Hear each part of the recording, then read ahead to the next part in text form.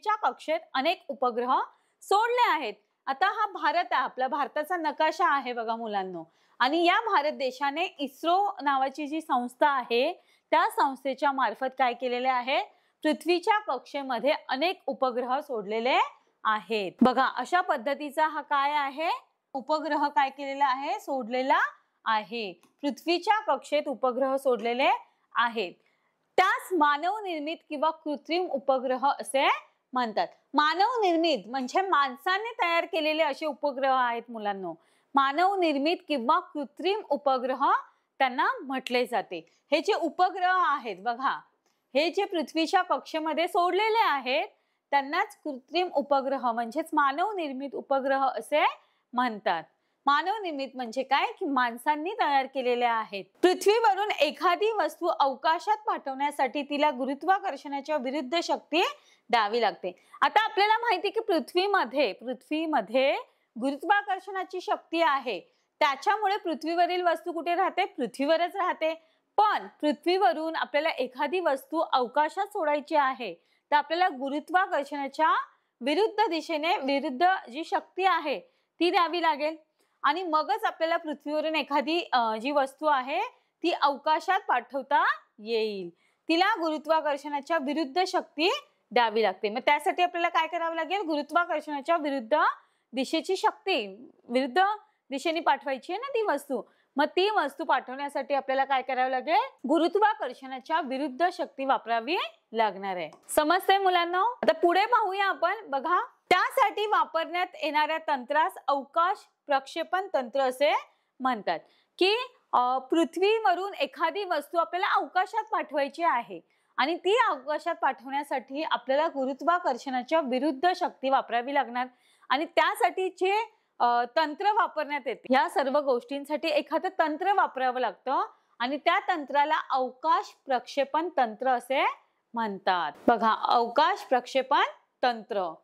भारताचा पहिला उपग्रह, बघा भारताचा पहिला उपग्रह जो आहे सॅटेलाइट उपग्रह, म्हणजेच काय मुलांना, सॅटेलाइट हा सर्वात पहिले कुठे कधी आणि कुणी पाठवला होता, तर बघा आर्यभट्ट 19 एप्रिल 1975 रोजी आकाशात सोडण्यात आला।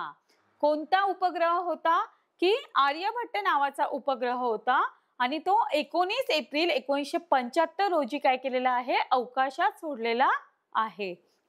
भारताचा पहिला उपग्रह, बघा अशा पद्धतीचं हे चित्र आहे उपग्रहाचं, आणि हा उपग्रह कधी सोडलेला आहे, तर 19 एप्रिल 1975 रोजी अवकाशात सोडलेला आहे। त्यानंतर इनसेट, एन्जुसेट आणि भास्कर इत्यादी उपग्रह सोडण्यात आले।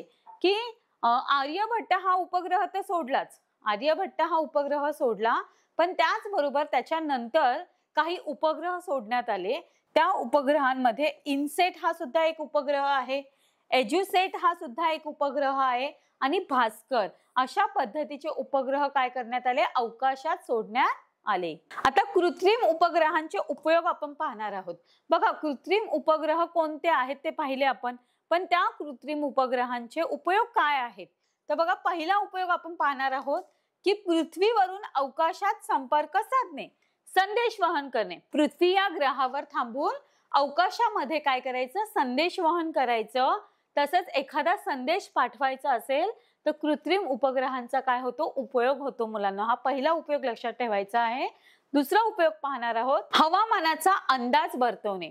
आता हवामान कसं आहे, कुठल्या ठिकाणी हवामान कसं आहे, हा अंदाज दर्शवण्यासाठी, हा अंदाज काढण्यासाठी, वर्तवण्यासाठी कृत्रिम उपग्रहाचा उपयोग होतो मुलांना। हा दुसरा उपयोग लक्षात ठेवायचा आहे। पहिला उपयोग काय, संदेश वहन करण्यासाठी, म्हणजेच पृथ्वीवरून संदेश वहन करण्यासाठी पहिला उपयोग। दुसरा उपयोग आहे हवामान दर्शवण्यासाठी, हवामानाचा अंदाज दर्शवण्यासाठी। तिसरा उपयोग पाहणार आहोत आपण, दूरसंचार, रेडिओ आणि दूरदर्शनचे प्रक्षेपण करणे। दूरसंचार आणि दूरदर्शनचं आपल्याला काय करायचं, प्रक्षेपण करायचं असेल तर त्यासाठी सुद्धा कृत्रिम उपग्रहांचा आपल्याला उपयोग होतो। हा तिसरा उपयोग आपण पाहिला। त्यानंतर बघा, चौथा जो उपयोग आहे तो आहे अवकाश संशोधन करणे। अवकाश संशोधन करणे म्हणजे काय, की अवकाशात जाऊन अशा पद्धतीचं संशोधन करणे. अवकाश संशोधन करण्यानंतर आपण 5वा उपयोग पाहणार आहोत, शैक्षणिक कार्यक्रम राबवणे. वेगवेगळ्या पद्धतीचे शैक्षणिक असे कार्यक्रम राबवण्यासाठी सुद्धा कृत्रिम उपग्रहांचा उपयोग होतो. 6वा उपयोग पाहणार आहोत आपण, अचूक भौगोलिक नकाशे बनवणे. अचूक असे म्हणजे अचूक योग्य पद्धतीचे नकाशे बनवण्यासाठी, ज्यामध्ये चुका नाहीयेत, अचूक अशा पद्धतीचे नकाशे बनवण्यासाठी कृत्रिम उपग्रहांचा काय होतो, उपयोग आपल्याला होत असतो. बघा मुलांनो, अशा पद्धतीने आपण काय केलेलं आहे, पाठामधील काही जे घटक होते, स्पष्टीकरण, पाठाचं पूर्ण स्पष्टीकरण आपण पाहिलेलं आहे, त्यातील काही संकल्पना आपण समजून घेतलेल्या आहेत. आता आपल्याला पाठाचा सारांश पाहायचा आहे. बघा, सूर्य हा एक तारा आहे. सूर्यमालेतील इतर सर्व खगोलीय वस्तूंना सूर्यापासून प्रकाश मिळतो. त्यानंतर सूर्य व त्याच्या भोवती परिभ्रमण करणारी पृथ्वी, सूर्याभोवती परिभ्रमण करणारी पृथ्वी हा एक ग्रह आहे आणि पृथ्वी सोबतच आणखी 8 ग्रह काय करत असतात, सूर्याभोवती काय करत असतात, परिभ्रमण करत असतात. म्हणजेच 7 ग्रह, उपग्रह, बटुग्रह आणि लघुग्रह यांना एकत्रितपणे सूर्यमाला असे म्हणतात. ही सूर्यमाला म्हणजे काय, की सूर्यमालेमध्ये कोणकोणते खगोलीय वस्तूंचा समावेश होतो, तर पृथ्वी आहे, पृथ्वी सोबत इतर आणखी 7 ग्रह आहेत, त्यानंतर उपग्रह आहेत, बटुग्रह आहेत आणि लघुग्रह आहेत. या सर्वांना एकत्रितपणे मिळून जे आपली सूर्यमाला काय होते, तयार होते, त्याला सूर्यमाला असे म्हणतात. गुरुत्वाकर्षणामुळे पृथ्वीवरील वस्तू पृथ्वीवरच राहतात. गुरुत्वाकर्षण म्हणजे काय आपण बघितलं मुलांनो, की गुरुत्वाकर्षण म्हणजे काय, स्वतःकडे आकर्षित करण्याची एक विशिष्ट शक्ती, आणि ही शक्ती पृथ्वीमध्ये आहे, पृथ्वीकडे आहे. म्हणजेच पृथ्वीवरील गुरुत्वाकर्षणामुळे पृथ्वीवरील ज्या वस्तू आहेत त्या कुठे राहतात, तर पृथ्वीवरच राहतात. त्यानंतर आपण बघितलं, अवकाश भ्रमण करण्यासाठी पृथ्वीच्या गुरुत्वाकर्षणाच्या बाहेर पडावे लागेल.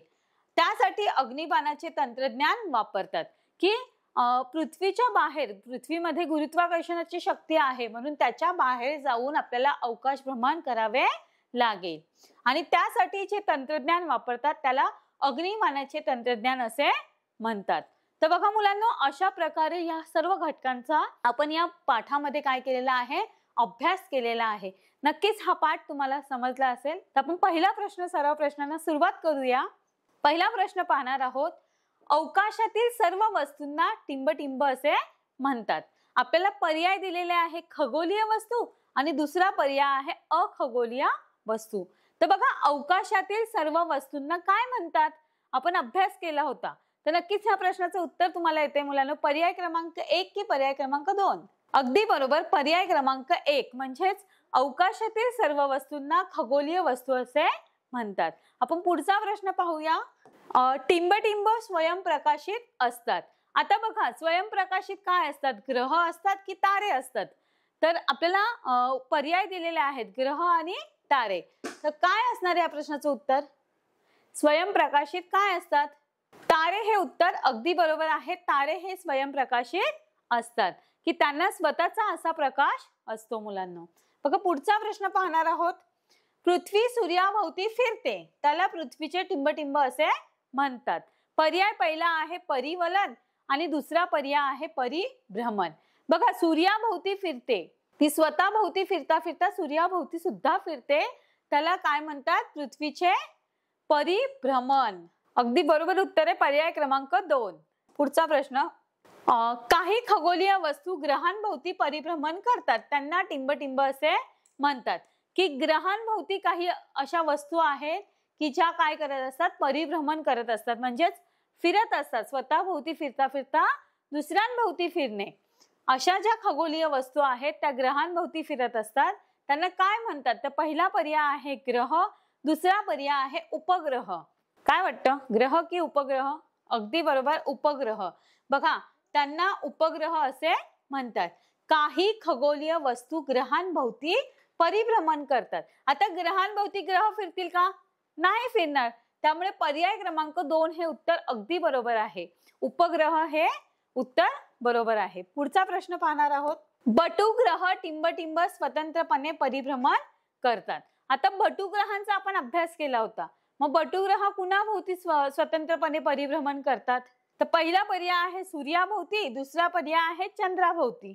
अगदी सोपा प्रश्न आहे. पहिला पर्याय हे याचं उत्तर अगदी बरोबर आहे बघा. कटुग्रह हे सूर्याभोवती स्वतंत्रपणे परिभ्रमण करतात. पुढचा प्रश्न, आपली पृथ्वी हा एक टिंबटिंब आहे.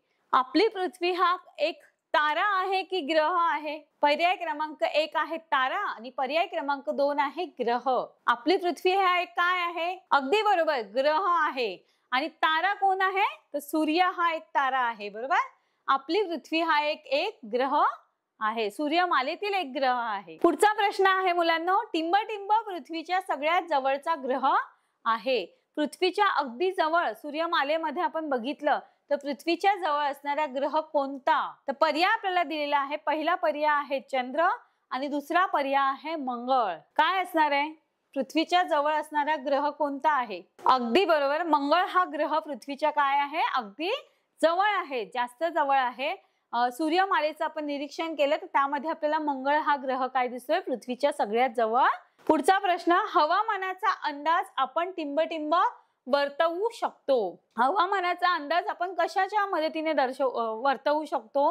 पहिला क्रमांक पर्याय दिलेला आहे नैसर्गिक उपग्रहांमुळे आणि दुसरा आहे कृत्रिम उपग्रहांमुळे. बघा, आपण कृत्रिम उपग्रहांचे उपयोग बघितले होते, त्यामुळे हा प्रश्नाचं उत्तर त्यामध्ये दडलेलं आहे. अगदी बरोबर, पर्याय क्रमांक 2, हवामानाचा अंदाज आपण कृत्रिम उपग्रहांमुळे वर्तवू शकतो. पुढचा आणि शेवटचा प्रश्न आहे, गटात न बसणारे पद ओळखा.